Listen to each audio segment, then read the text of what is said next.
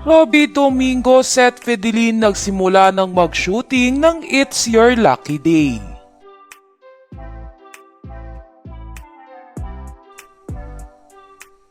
Spotted ang mga aktor na sina Seth Fidelin at Robby Domingo sa lugar ng Sampaloc, Manila. Sa video nga na inyong nakikita ay mapapansin ang logo ng bagong programa na ipapalit sa It's Showtime.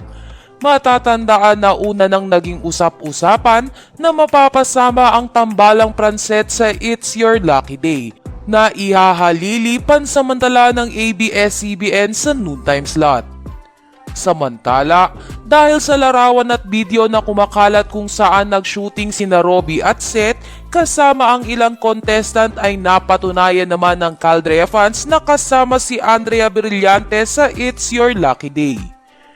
Sure na rin na makakasama ng Pranset at ni Andrea ang kapwa nila host na sina Luis Manzano, Melay Cantiveros, Long Mejia at Negi. Hindi pa naman sigurado kung mapapasama sina Jenica Garcia at Kyle Echari.